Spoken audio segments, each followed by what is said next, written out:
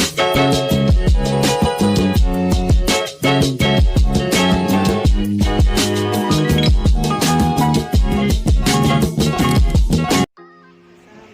warahmatullahi wabarakatuh. Ya, pada video kali ini saya akan menjelaskan materi tentang manajemen pengetahuan. Manajemen pengetahuan adalah kumpulan perangkat, teknik, dan strategi untuk mempertahankan, menganalisis, mengorganisasikan, meningkatkan, dan membagikan pengalaman. Pengetahuan dibagi menjadi dua macam. Yang pertama, pengetahuan tacit dan pengetahuan eksplisit. Pengetahuan tacit merupakan pengetahuan yang terletak pada pikiran manusia dan melekat pada diri seseorang yang diperoleh melalui pekerjaan atau pengetahuan. Sedangkan pengetahuan eksplisit merupakan pengetahuan yang telah direkam atau didokumentasikan sehingga lebih mudah untuk didistribusikan atau dikelola. Contoh dari kedua pengetahuan tersebut adalah pada saat kita mengetik atau mengerjakan tugas. Nah, pada saat kita mengetik atau mengerjakan tugas, pikiran yang ada di dalam otak kita itu merupakan tacit. Sedangkan hasil dari tugas yang kita buat tersebut merupakan eksplisit.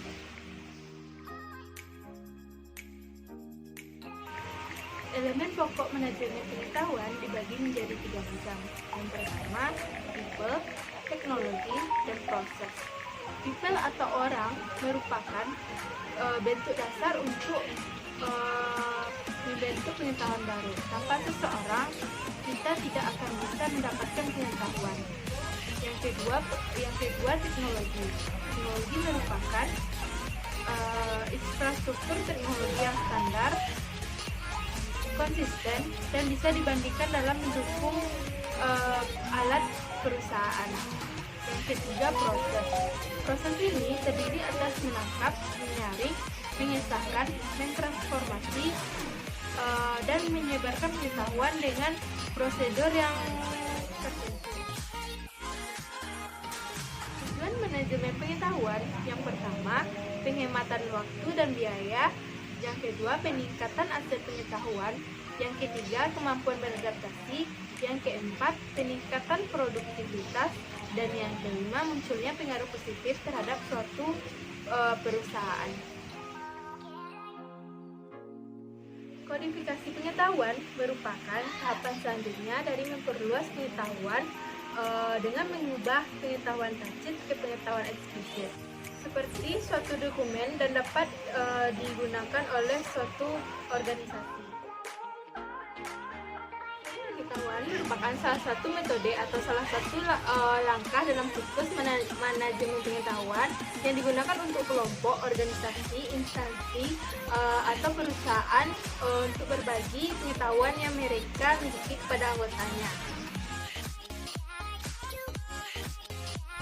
Manajemen pengetahuan ditujukan untuk mempermudah proses penciptaan, pengumpulan dan penyimpanan serta berbagai pengetahuan untuk kesenjangan antar karyawan, serta meningkatkan keamanan organisasi dan meningkatkan intelektualitas perorangan. Strategi manajemen pengetahuan menurut Hansen, Nohria, dan Jemai dibagi menjadi dua, yaitu strategi kodifikasi dan strategi personalisasi. Strategi kodifikasi merupakan strategi yang dilakukan pada saat menerjemahkan atau mentransisikannya ke dalam bentuk pengetahuan eksplisit dan menyimpannya dalam suatu base data. Ketika kita ingin menggunakannya kembali, kita dapat menemukannya dengan cara yang ada pada sebelumnya. Selanjutnya, strategi personalisasi merupakan pengetahuan yang tidak hanya sekedar pengetahuan eksplisit, tetapi juga pengetahuan tajwid. Namun pengetahuan tajwid sulit untuk diterjemahkan dan pengetahuan tajwid tersebut ditransisikan atau disebarkan dari suatu orang ke orang lain. Manajemen pengetahuan yang ada di perpustakaan. Yang pertama, perpustakaan membuat karya berbentuk jurnal sesuai dengan penelitian dan pengalamannya. Yang kedua, pengguna atau pemustaka mencari referensi beberapa buku dalam membuat tugas. Yang ketiga, diskusi untuk memecahkan suatu masalah, teori atau penelitian. Yang keempat, pustakawan memberi nomor buku yang berpedoman dengan divisi. Pustakawan harus mendapatkan pengetahuan dan pengalaman untuk mencari untuk memberi nomor buku tersebut. Yang kelima, membaca buku untuk mendapatkan pengetahuan, dan yang terakhir sistem temu kembali informasi. Itulah video saya pada kali ini. Jika ada yang salah atau materi yang kurang saya sampaikan, mohon dimaafkan. Dan jangan lupa di like, comment, and subscribe. Dadah.